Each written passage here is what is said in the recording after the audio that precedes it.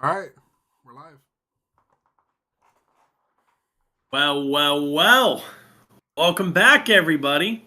We're here again. No Josh. We'll get there.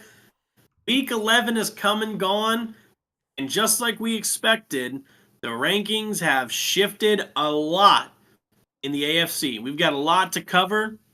Before we get there, though, I know you guys are going to miss Josh not telling us why the Bengals are still a playoff team. So don't worry. Come back on Wednesday. I'll make sure he's here to spread his propaganda. Now, for some current propaganda, let's turn it over to the biggest victor on that other side of the screen today. Tyler, man, I told you in our prediction, Buffalo is going to win. Take us through the roller coaster of emotions you had yesterday. Well, I just want to show you guys this real quick. I don't know if we're going to get copyrighted for this. I have got no clue. Like the rest of you, I'm strong. This is what the rest of the league should be saying to the Bills and Josh Allen. I'm smarter. I'm better. I am better. I'm not some weak-kneed fucking crybaby that goes around fucking apologizing all the time. And why the fuck would you want me to Go to be? fucking commercial, Roger. Go to fucking commercial. Don't you dare stop rolling, Roger. All my life, people have tried to control me. My whole life. Rich people. I think this is what Josh Allen was thinking before that 4th and 2 run. Powerful people tried to muzzle me, cancel me, keep me impotent and obedient like I'm a fucking puppet. You know what? It worked. Because I allowed it to work. And guess what? If they can control me, then you can bet your ass they can control you. They already do, you just don't realize it. I'm done. I am done apologizing. I am done being persecuted for my strength. You people should be thanking Christ that I am who and what I am because you need me. You need me to save you. And that's how I think the Bills should be feeling right now. The Bills did the whole rest of the league a favor. We ended the undefeated season of the Chiefs. This is what everyone wanted. If you guys are active on TikTok or Instagram, if you follow NFL meme pages, you've seen the pictures of the whole world fighting against the Chiefs. I don't know what it's from. I don't know if it's from a movie or something, but you've seen the memes. They were made. Sorry, Josiah. They were made before the AFC Championship game last year. It was the Lamar, if you can hear us, please save us. It was, Lamar fighting against Mahomes on the 2 slides. And the Bills, this loss, or this win, it's not January yet. So, it's not the consequential win that I want to get over the Chiefs. But we finally ended, are the Chiefs going to go undefeated and blah, blah, blah. The one thing I did not realize is that the Bills never trailed yesterday. That's what I heard on a video. I thought they trailed. I thought they for sure trailed. Let's see here. I thought they for sure. I don't remember them trailing. The Chiefs started with the ball. They threw the pick on the opening drive. Buffalo scored. And it was really just the Chiefs playing catch-up the rest of the game. It was 7-6, and then it was 14-13. Yeah, because we missed the extra point, and Kansas City scored. It's 7-6, and it was 14-13 for for the last 2 minutes of the second quarter before we hit a field goal right to go into half. And then there was no scoring in the third quarter. I was shocked that there was no scoring and virtually no offense in the third quarter. But yeah, to recap the game really quick, if you guys watched, you know what happened.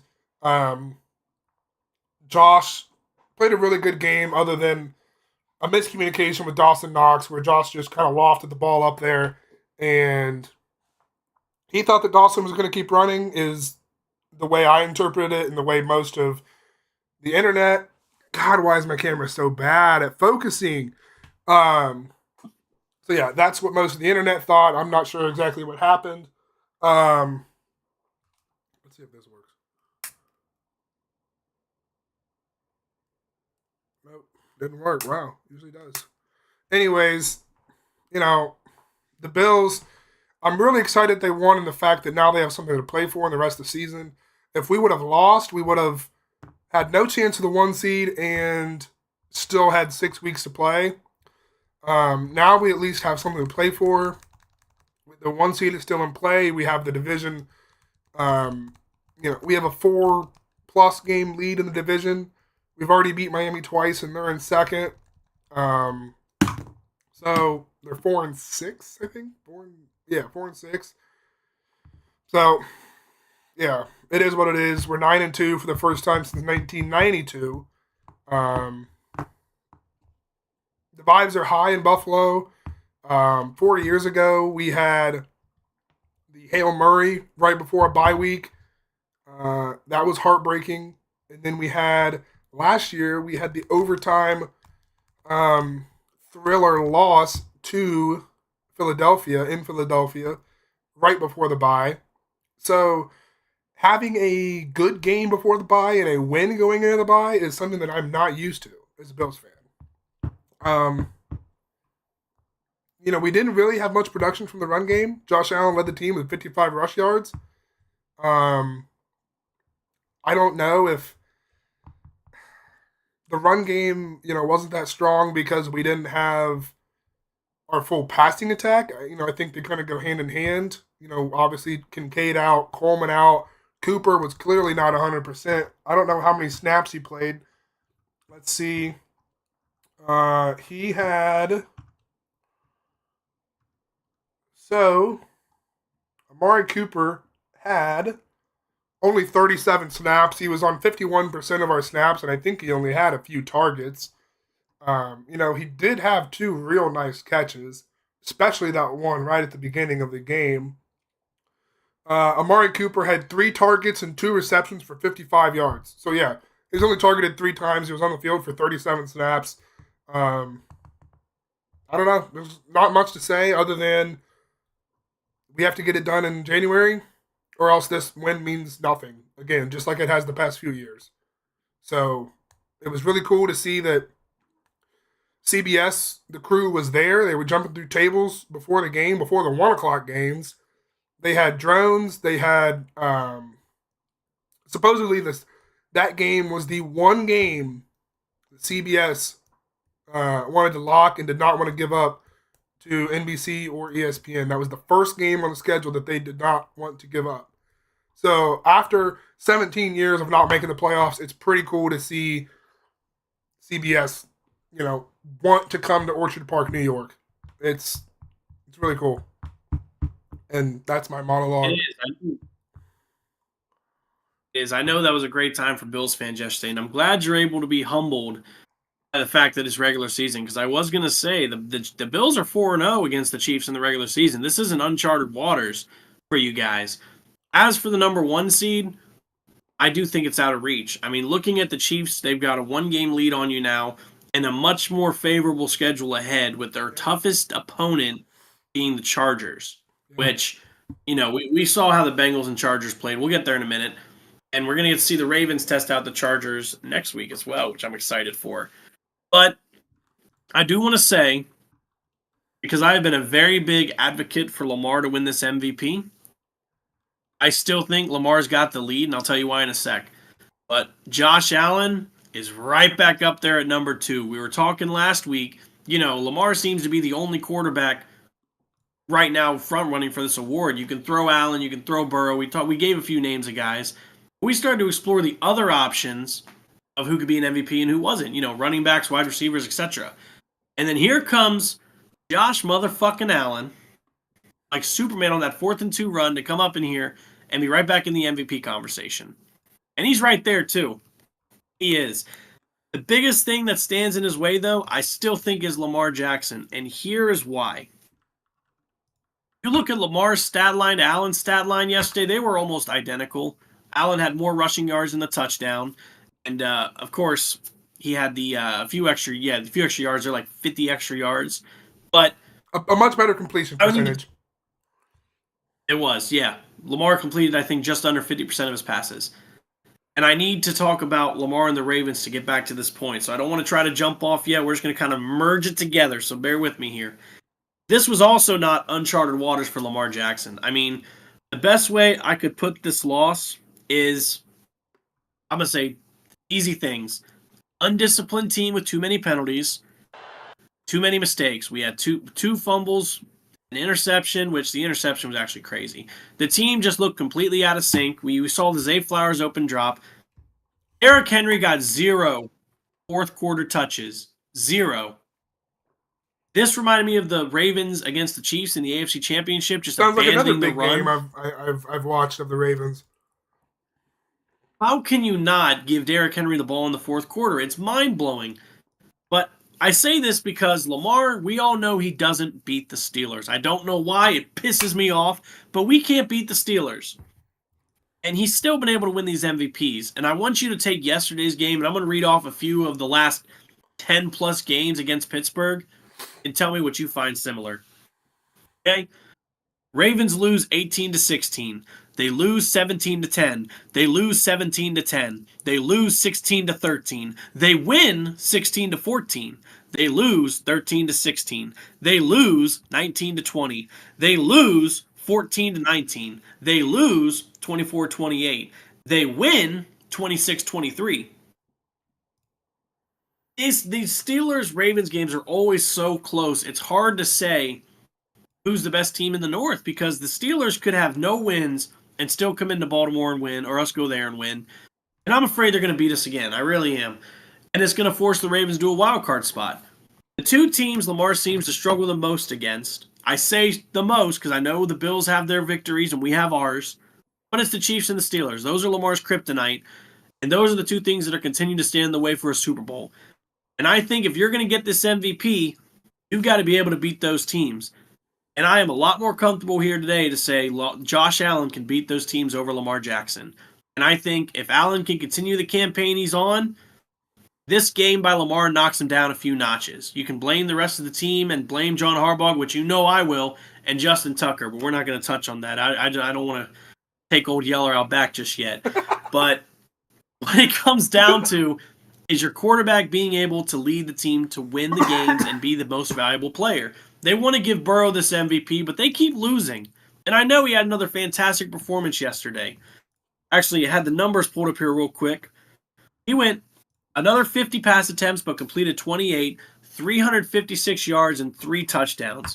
He has 3 games this year. He's gone over 300 yards and 3 touchdowns, and they've lost. And you can blame all that you want on the defense. But what I saw yesterday on 4th and 2 was Josh Allen come in this game and take control. What I was hoping to see in Baltimore on the 2-point conversion, which failed miserably, was Lamar to come in and take control. Didn't happen. In the Bengals, you want Burrow to come in and take control. It didn't happen. He played well all game, and it still wasn't enough. We talked about him needing to be perfect. Let me see Joe Burrow do that. In fact, let me see Lamar Jackson do that. Because as far as I'm concerned, it looks like Lamar's forgotten how to run. Okay? So, with all due respect to Burrow, Cincinnati, and by the way, how's nobody been fired yet in Cincinnati or in Jacksonville for that matter? No one's been fired. But your two front runners for MVP right now, Josh Allen and Lamar Jackson. And Tyler, like you said, any given Sunday, they can be the best quarterback in the league. Yeah.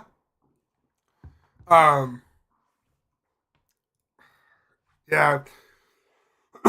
I wish I could have stayed up and watched the game last night.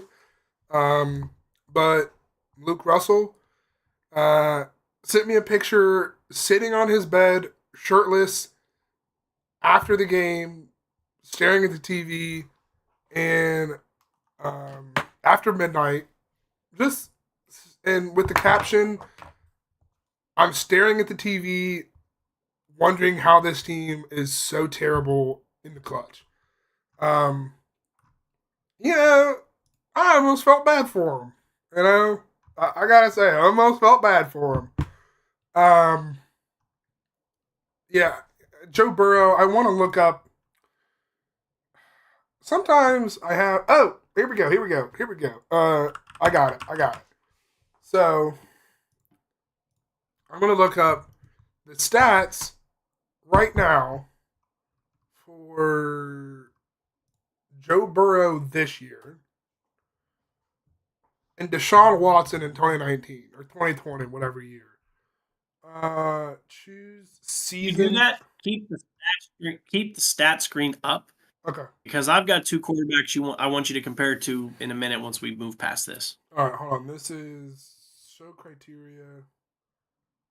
Joe Burrow, 2024. Yes, I know I'm editing my search criteria. Chill. It was 2020, the year that Watson played so well, right? Yeah. I believe so. Yeah. Okay, so let's see here. I will let the people see it. Okay. I wish it would go centered. Okay, so 16 games. He's 4-7. He was 4-12. Completion percentage. Let's do some quick math here. Well, actually, so 11 is pretty much 2/3 of 16. Let's just call it. So let's just say all Burrow's stats are 2/3 of the way to Deshaun's. And Burrow's going to have an extra game now that the schedule is 17 games. So sorry I'm sniffly, guys. I'm trying to fight this. So Burrow has 3,000 pass yards compared to Deshaun having 4,800.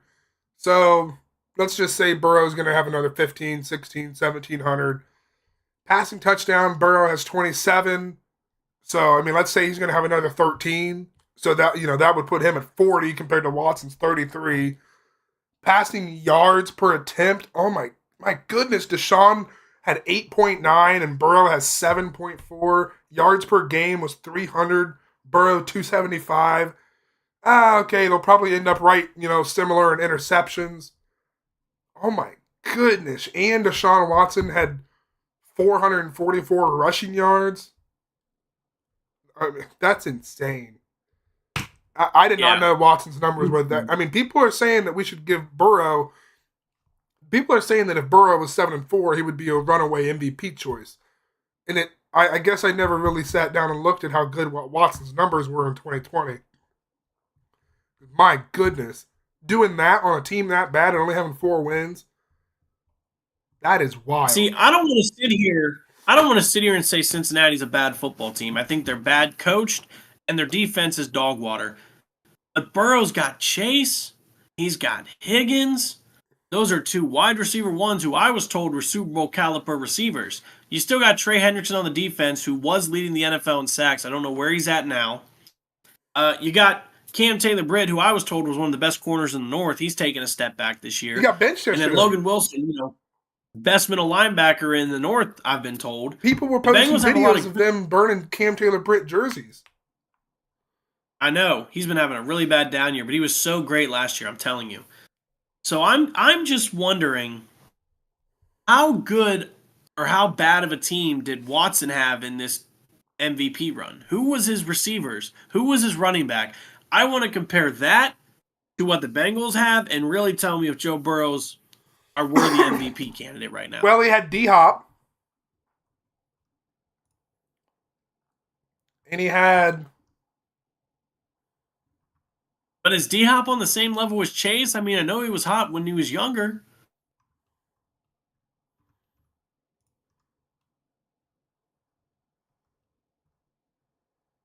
Hey, Brandon Cooks. Did he not have D-Hop? I don't see D-Hop on there. This would have been after he got traded to Arizona. Oh, that was his first year in Arizona. 2020 is the year of the Hail Murray. So he's throwing to plumbers and mailmen. Who was their and Burrow's throwing to 2 wide receivers. David Johnson was their running back? Oh, that's who they got back from. Yeah. They swapped players, and I think the Cardinals sent like a 2nd-round pick, and maybe Houston sent a 4th. Well, let's see here. He was 10 more. Good Lord. He was traded to the Houston Texans. So it doesn't say what the other capital was. Time to embrace Von Miller's role. Oh, he was pretty good last night. I don't know how Still, many. you look at Watson's team then to Burrow's team now. You got to blame the coaching for the situation the Bengals are in. I don't think you can go any other way around it. And I think it starts with this defensive coordinator. This Lou Arumino, how does he still have a job? Lou Anarumo? Yeah. I have seen some rumblings that maybe Lou Anarumo kind of the last few years made his name off of the Super Bowl run. I think the Super Bowl run. Let me just say this. Josh isn't here to defend himself, but I have said this on this podcast before. I think the Super Bowl run in 2021, in that season, and just that time, I think that was the worst thing possible for the Bengals because they've put way too much stock in Zach Taylor since then. I think they've put way too much stock in Lou Anarumo because he beat the Chiefs twice in a month, But then they played a Raiders team and a Titans team. And, Mahomes had one of his all-time worst halves of his career, to lose the AFC Championship game at home. So I think Anarumo has kind of gotten a pass on some rough defensive years. But the front office, ownership, they let Jesse Bates go. They let DJ Reader go. And they said, well, let's just go cheap and let's try and, replace him with young guys. And it's not working. The Bengals have an abysmal defense, just like the Ravens. And the Bengals are the Bengals again. Or as we say here in Southwest Ohio, they're the Bungles. Okay? You have Burrow, Chase, and Hendrickson, which are, top players at their position. Burrow is a top 4 or 5 quarterback. Chase is a top 2 wide receiver. And Hendrickson is a top defensive lineman. They're all, you got to think in their prime right now. And what do you have to show for it this year? 4 wins. T. Higgins hasn't played, the whole season. And there was talk about, Joe Burrow's wrist at the beginning of the year because he picked up a water bottle weird. But, dude, the Bengals, it's just sad to see that, they're wasting. I don't know if you feel any sympathy for him, being a fan of a rival, but damn, dude. Not at all. The talk has been loud since that Super Bowl run. And while you've got this pulled up, go look at Joe Burrow's stats in that playoff run to the Super Bowl because he played like an average NFL quarterback and he was carried by the defense and his kicker. And that is why they bought so much stock in Taylor and Lou because Burrow was having a down year in the playoffs and they still made it happen. Jeez. I'm telling you, these stats are going to blow your mind. I thought I clicked postseason. Yeah, give me the postseason. What the fuck? He's regular season again. There's playoffs. So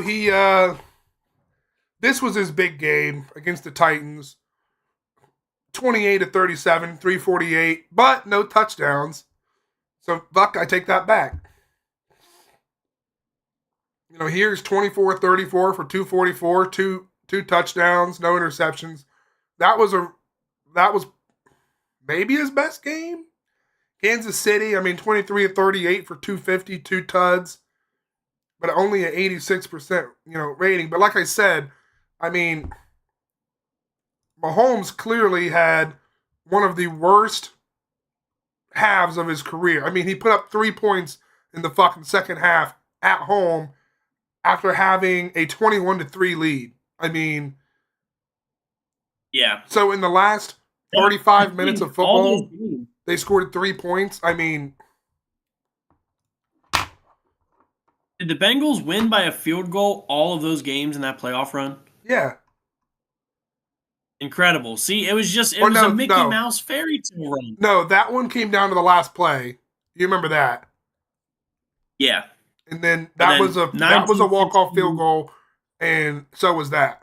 And they lost by a field goal then. That's gotta hurt. That That's gotta was hurt. that was the weekend of the 13 seconds game. Yeah. That was what they call the best divisional weekend ever. All three games were decided. The first three games were decided by a field goal, and then 13 seconds was 6 points, and what some say is the best playoff game ever played.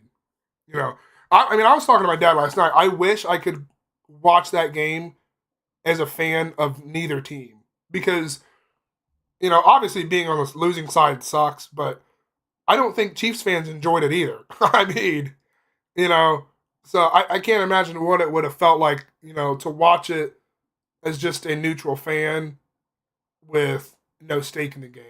I can't imagine. Like Baltimore, who wasn't in the playoffs that year. Yeah. I watched it from a neutral standpoint, and all I can say is, wow. I really it reminded me so much of that Jared Goff, Patrick Mahomes game we got, where they I think it was 51-49 was the final. Yeah, 51. 52 to 54, 51. I just saw that was I saw a graphic that said that was the last time that two teams with 8 or more wins met in week 11. It's the last time. Before last night when the Bills and Chiefs met. 8-2, 9-0. That was the last time it had happened. So I think last night delivered not as much as that game, obviously, but I think with the stakes of in the Bills-Chiefs rivalry, I think that game delivered last night. Well, I think every game yesterday in the main slot delivered for that matter. We talked about 10 hours of football. The Ravens-Steelers was ugly, but if you like defensive football, this was your kind of game. 2 points to decide. And then you had the Bills out here able to pull away and win by 9 when it was a 2-point game there as well. And then you go into prime time, and the Chargers are able to do it as time runs out with J.K. Dobbins getting his second touchdown. It was great. It was a great highlight week for those teams. I think we can all agree that simulator. I think we can all agree that the Texans are going to win tonight, which doesn't affect any seeding at all. They're still locked into the 4th seed. But I think now Mixon actually had a 46-yard touchdown a little bit ago, and they're up 7-0. I didn't even realize it already started. I was thinking about this when I was in the shower earlier. Now, as a Bills fan, I'm fully rooting for the Steelers to pretty much win the division because now I want the Bills to get the 2 seed. That means we don't have to go into Pittsburgh. We don't have to go into, Baltimore. And the only place we would have to go play is Kansas City. I don't want to go, we're unfamiliar. We're pretty unfamiliar with the Steelers. We played them last year, in the playoffs, but that was a much different team. They didn't have a quarterback. I don't want to have to go in and play the Baltimore Ravens because you guys, both of those teams scare me as a team. But the fact that we would get, if the standings hold up the way they are right now, obviously we would get the Ravens and the Steelers in our house. And that to me would make me feel a lot more comfortable than if you guys would have won yesterday and say we trip up and lose a couple more games, then you guys would have had the tiebreaker over us and you could have been the 2 seed. I don't want to have to go into Kansas City, and or Baltimore. That would be horrible. So, like I said, I'm fully rooting for the Steelers to win the division now. Sorry, I was thinking about this earlier too, and I really think as a Ravens fan, we're screwed. Not winning that game really screwed us. That game meant everything, and it meant nothing because we're still going to make the playoffs, but now you're talking about going in as a wild card. And Baltimore, if you're going in as a wild card, you've got 3 options. You can go to Buffalo, you can go to Pittsburgh again, or you can go to Houston. And the chances of us going to Houston are more slim to none. I think we got a better shot sliding into Pittsburgh or Buffalo in the wild card round, and that would be detrimental to Lamar Jackson's campaign, I think. Do you not think that you guys will finish as the 5, or is that what you're saying? Look, man, here's all I know. We've got to play the Chargers this week, which could go either way. We've got to play the Steelers again. We've got to play the Browns again. We got to play the Eagles. And there's another really good team in there. The Ravens have a really tough schedule, and I can't see it. I could see us sneaking in as the 6th seed and having to play Pittsburgh at 3. I really do. So, what is your? Let me see another. Whoa! Playoff predict. Let me see if these have. So they do have that up already. I wonder if they have playoff probabilities, because I mean with Bo Nix playing the way they are, and with the Chargers, who in years past they lose that game last night. This year with Jim Harbaugh, they find a way to win. Did McPherson miss 2 field goals, and they not take advantage of opportunities? The Bengals, but Chargers found a way to win. In years past, that doesn't happen. Oh my God, how does the simulator have the Lions as the 5 seed and the Vikings going to the 1? Oh my goodness. Wow. Okay. Anyways, sorry. Jared Goff must have got hurt. Wow. Jared Goff must have got hurt. That's the only one. Let's see what they have in week 15. They got Buffalo taking a 17-15 to the Lions. Wow, that'd be crazy. We would win the division by 7 games in this simulation. You might have a real shot. Finishing with 13 wins in a rebuild year would be crazy. I mean, the Ravens, you guys really have to, let me reset this. And, you guys really have to hope that Miami doesn't make a run. Indy, I mean, they played the Jets yesterday, so I don't want to overreact to that. With, Anthony Richardson coming back. But who the Colts play this week? No, who do they play? Detroit. Oh, I did know that. I did hear that earlier today. So that could be. I mean, if the Colts can somehow turn this into a trap game and win it, and we got to start considering them a playoff team, which is crazy because just 3 weeks ago we're talking about is it going to be Flacco or Richardson, and now you're saying, well, hold on, the Bengals lost, the Colts got the win. If they can get hot, they could sneak in. Well, let's go in and let's see what happens after next week. Okay, Pittsburgh's winning this. Kansas City's winning this. Miami's probably going to win that. Houston. So let's give it to Indy just for shits and giggles. Let's give Washington a win. Let's give Tampa Bay, Minnesota, Denver.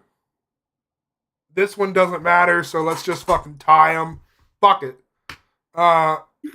Green Bay. It does matter. The Cardinals are first place in the NFC West right now with 6 wins. I'm saying let's see AFC ranking. Oh, okay, yeah. Let's give it to the Philly. Ravens. I do think they take the Chargers. And then this. Simply because John has beaten Jim all 3 times they've met up in the NFL. All right.